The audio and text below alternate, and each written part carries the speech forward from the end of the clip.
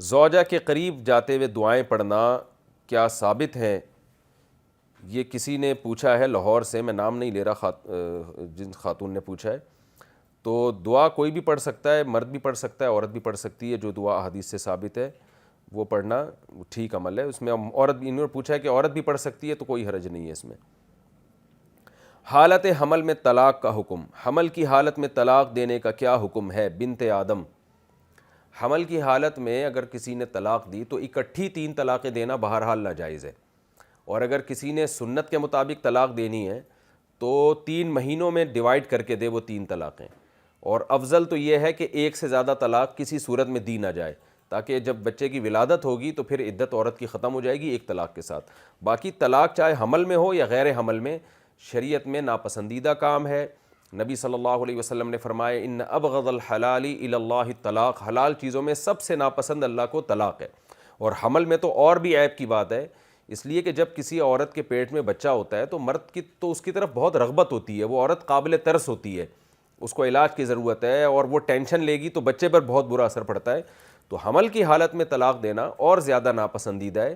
وجہ اس کی ہے کہ اس سے بچے پہ نیگیٹو اثرات پڑ سکتے ہیں، خود عورت پہ بہت زیادہ نیگیٹو اثرات پڑ سکتے ہیں. تو اس لیے اس سے بہرحال اجتناب کرنا چاہیے. بہت کوئی شدید مجبوری ہو تو وہ بہتر یہ ہے کہ خود یہ کام کرنے کے بجائے اپنی مجبوری کسی ماہر آدمی کے سامنے رکھے، اپنے مسجد کے امام سے مشورہ لے لے، کسی سنجیدہ عالم سے مشورہ لے لے. وہ اگر مشورہ دیتے ہیں کہ آپ کی مجبوری اتنی شدید ہے کہ طلاق کے بغیر آپ کے پاس کوئی چارہ نہیں ہے، تو پھر ان کے مشورے پر آپ کریں، یعنی خود سے یہ کام نہ کریں. طلاق ایسی چیز نہیں ہے انسان ایک دم دھڑ دھڑ نکال دے، بلکہ اس میں قرآن نے جو پروسیس بیان کی ہے کہ دونوں خاندانوں کو بٹھاؤ، صلح کی کوشش کرو، وہ ناکام ہو جائے تو پھر اس کے بعد جا کے انسان اسٹیپ بائی اسٹیپ دے.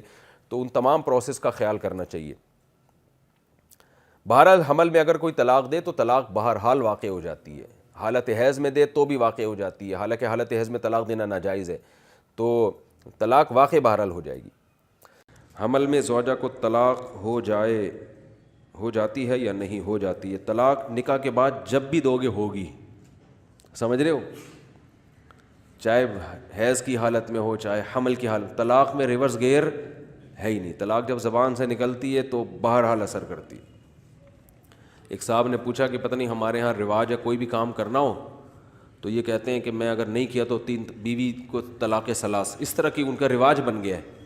تو انہوں نے کہا مجھے صاحب بار بار فون کر کے تنگ کر رہے تھے، تو میں نے کہا تو نے اب مجھے فون کیا اور میں نے تیرا فون اٹھا لیا نا تو بیوی کو طلاق ثلاث ایسے بول دیا.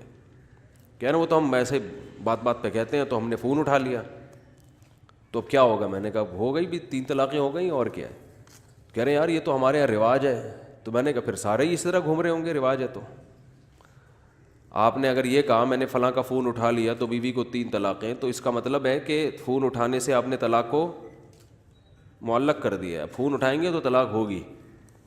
سمجھتے ہو کہ نہیں سمجھتے؟ تو یہ اپنی جانوں پر رحم کرو. کچھ اور کہہ دیتے فون اٹھا لیا تو میں یہ کر دوں گا، میں یوں کر دوں گا. درمیان میں طلاق کے لفظ کو لانے کی کیا ضرورت ہے؟